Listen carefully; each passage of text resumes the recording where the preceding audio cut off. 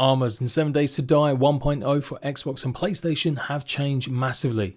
In fact, all old armor from the 2017 version on consoles has been completely gutted and removed, replaced by these new sets. So today I'm going to give you a breakdown of all the perks and buffs that each one of the sets give you, go through the differences between light, medium and heavy, and explain how you can mod your armor sets too. Find this video useful, please leave a like. Make sure you check out the rest of my guides specifically for console players fresh and new to the brand new version of 7 Days to Die. Let's go. So there are 5 light armor sets: Lumberjack, Preacher, Rogue, Athletic and Enforcer. Medium outfits are the Farmer outfit, Biker, Scavenger, Ranger, Commando and Assassin. And heavy sets are Miner, Nomad, Raider and Nerd. So what are the basic differences? Obviously light armor is not going to give you as much protection, but you don't have as much penalties for noise, mobility and stamina. Medium armors give you a bit more protection, but they will start to increase the mobility loss and also how much noise you make. They'll also use up more stamina. And heavy armor gives you much more protection, but absolutely increases all of them negative stats as well. So how do you unlock and craft the armor sets? Because initially you only get access to the primitive set that you can craft on your own. This is a really basic armor set that's not going to give you any kind of set bonus for wearing all the same gear, and yeah, you want to move on from this as fast as possible. Also notice that armors had a change. There's only 4 slots for armor now, where you used to get slots for like a jacket as well. Not to mention different slot for your face as well as the hat in the previous version. Well, it's all just been simplified for now. So how you find gear and level up is different now. You need to find a lot of magazines, these skill magazines, and if you find the right one, in this case Armored Up, more of these will eventually unlock all the different armor sets. In fact, you only need to find 11 of them to go ahead and unlock light, heavy and medium, basically giving you the choice what kind of style you want to go for. Thankfully, you can get an increase of finding this magazine by pretty much leveling up any attribute. To increase the quality of your armor, you need to carry on finding these magazines and reading them, and that will increase the overall level of your armor sets up to the max cap of 100, so that you eventually be able to craft level 6, pretty much the highest level in all the armor sets. The higher the level, the more perk and buff it gives you. So for this level 2 Preacher gear, I've only got 4% extra chance of having better bartering skill, and it's got max durability of 300 with a light armor rating of 8.9. Compare that to the maxed out level 6, that increases to 20%. You also get a 3.4% increase in light armor rating and 200 max durability. So just because you unlock the armors obvious here, don't stop upgrading as soon as you're able to get as many of the armored magazines as possible. There are associated skills that will get the most out of your armor sets. If you're going down the heavy route, then you might want to obviously increase more perks in heavy armor. Perks in heavy armor like Tin Man reduce your movement and stamina penalty by 5%, as well as durability use by 15%. And then that simply just goes up with each level. For medium armor, you need to put points into agility. And yes, you guessed it, the same deal, but with the added bonus that you'll be able to find more armor and parts in loot. There's no special perks to increase for light armor. That's to balance things out a little bit, given that there's no penalties like you get with the medium and heavy armors. To go ahead and be able to craft yourself some mods, which we'll talk about, like stealth boots, you are going to be looking for urban combat books.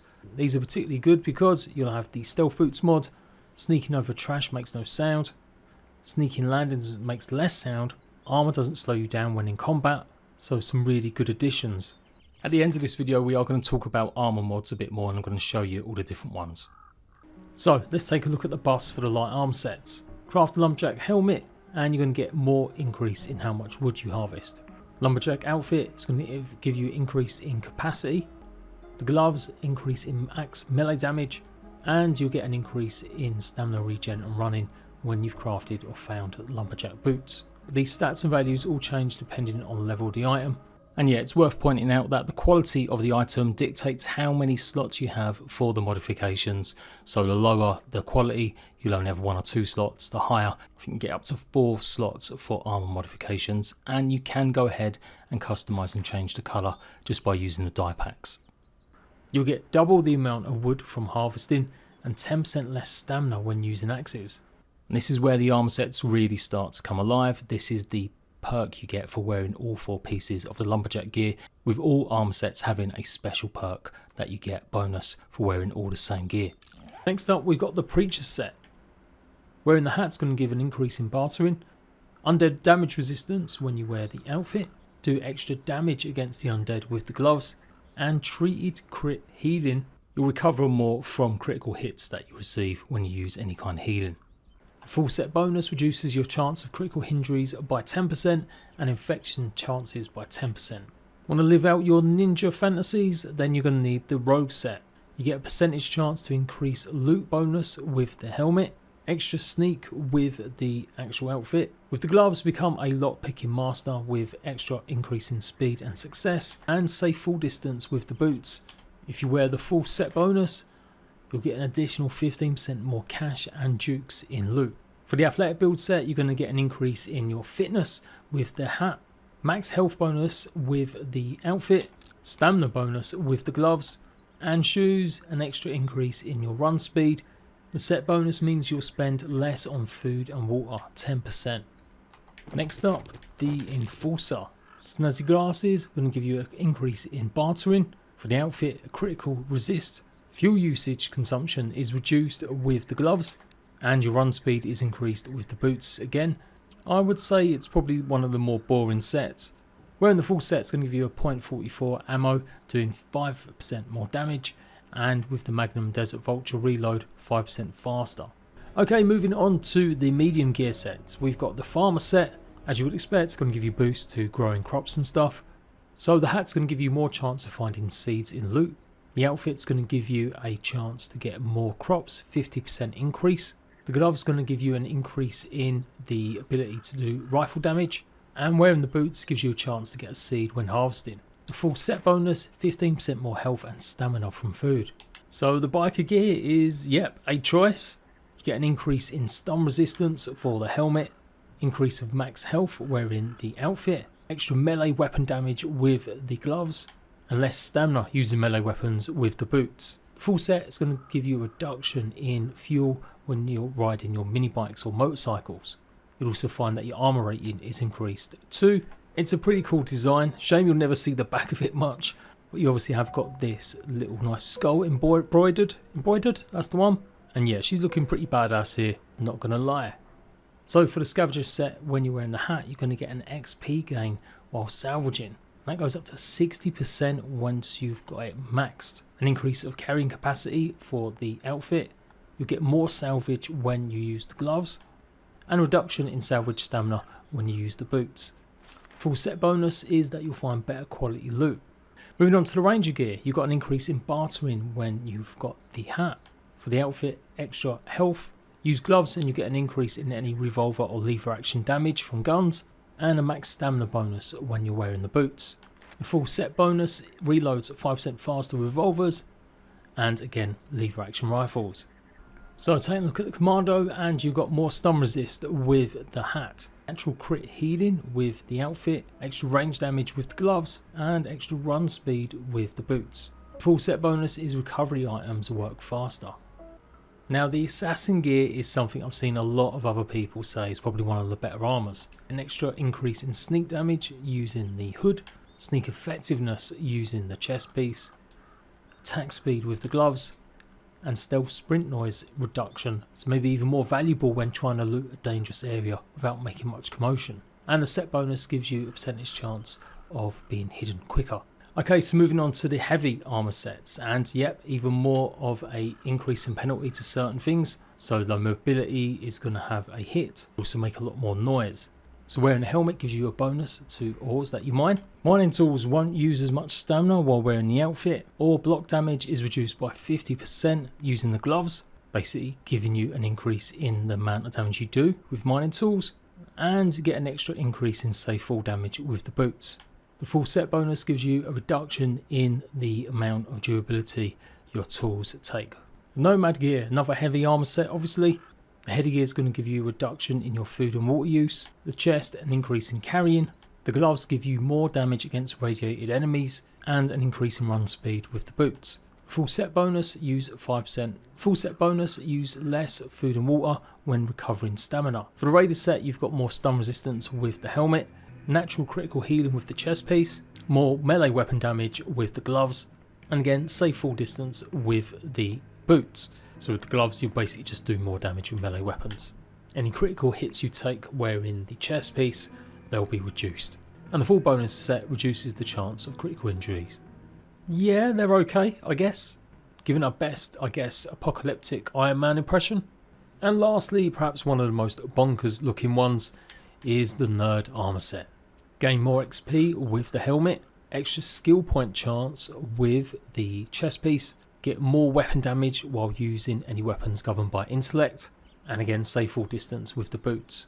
And for the full set bonus, tools and weapons degrade slower. Yeah, it's a choice. Yeah, it's definitely a choice. Okay, it's time to start talking about how to craft some of this gear. The primitive set, as you might imagine, is pretty simple. Once you've gone and learned the max upgrade for the armors by reading all them books, you'll then be able to go ahead and choose which kind of quality you want to craft.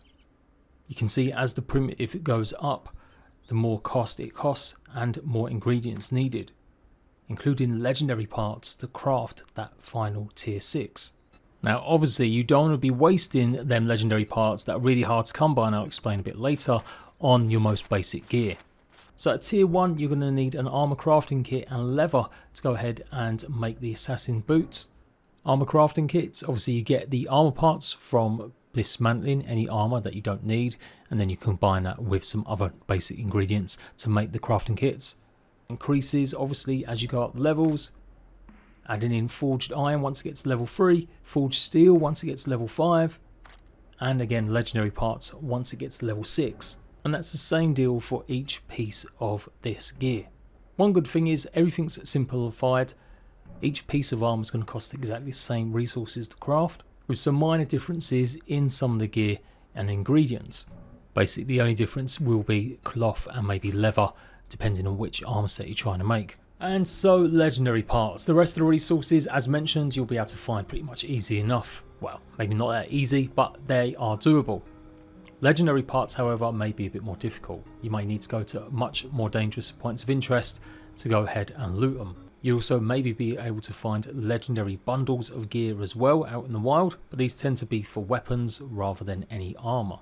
Now there's a lot of mods that you can make obviously, but some of these are going to be locked behind reading or finding the right schematic. And this is where things vary differently. These schematics are the only way that you can go ahead and craft a lot of these mods. And you might recognise a lot of the perks from these mods, as they are pretty much all the other previous old style armor pieces, but now been made into mods so that you can equip over on top of the new gear. So they absolutely did remove everything, but they have given you the option to put back a lot of them perks by crafting these mods once you find the schematics, or if you're lucky enough you may be able to loot some of it. And yeah, let's look at some of these individual stats for some of these mods. So the impact bracing mod, reducing full damage. Stealth boots, reducing noise and stamina penalties of medium heavy boots. Remember you only get that one by completing part of the skill book. Banded armor plating mod, 2 armor rating. And then you've got the earlier version, just the normal armor plating mod, 1. Increase your carrying capacity with the pocket mods, 1, 2, 3 and 4. Reload 15% faster with the bandolier mod. Increase your strength and barring with a cigar. And you've got the fittings mods. Give an increase to the amount of stamina and mobility. The muffled connectors mod reduces noise, and the advanced ones reduce it even further. Improved fittings mod gives you more stamina and mobility. Insulated liner mods, resistance against cold, but also explosive resistance. And also with the cooling mesh, heat resistance and explosive resistance. Then you've got the treasure hunters mod. This is a piece of headgear. 10% XP gain, 5 loot stage, and treasure radius of -1, and night vision, see in the dark with high-tech glasses. Also got then these mods for the attributes, perception, agility, strength, fortitude and intellect. They'll basically give a boost to either one of these stats by 1. So maybe for temporary crafting, if you need to boost one of your stats so that you can unlock and get something, that might help there. I'll need to play around with these just a little bit more. And obviously putting everything in the right slots. So for headgear, if we go to modify, I'm not going to be putting this as it's a chest piece, nor will be putting boots mods, but it does take all the rest. It's got night vision, the treasure hunter mod, could do the cigar, and let's go for the intellect one. Some mods you can't fill up in the same slots of an item if they're deemed the same branch. So this XP treasure hunters mod gives a perk to your actual attributes, so you can't have both of these equipped. And likewise, you can't have more than one attribute mod equipped also. Difference being, you can go ahead and increase all your slots. If you wanted to make one piece of item absolutely the boss, you can increase your slots that way by having them all equipped with the pocket mods. But you can't put both armor plating mods on, and you can't put both of the connectors mods on. So yeah, something to bear in mind. Obviously I'm going to go blind, but you press up on the D-pad to use the night vision goggles. And yeah, some of these mods can only be used in headgear. So I can apply both of the boot mods to the boots here, or you can go ahead and increase the storage. Also, some mods do require legendary parts for you to go ahead and craft, particularly like the 4 pocket mod. The rest of the mods and certain lower levels are pretty much all bog standard stuff. Duct tape, mechanical parts, sewing kits, polymers, nothing too crazy. And there we go, that is armor covered, all the mods that you can get for the armor, and hopefully giving you an idea what to do and how to craft and make them. I'm going to play around with some builds, combining different perks and skills, and obviously more gear and items to get some proper builds. I don't really want to go over it too much with just the basic armor sets here. Hopefully you get an idea of what you might want to work and achieve for once you get enough magazines to unlock light, medium and heavy. Do go and check out the rest of my guides that I'm making specifically for console fans, and I'll see you ratbags for more 7 Days to Die soon. Bye bye.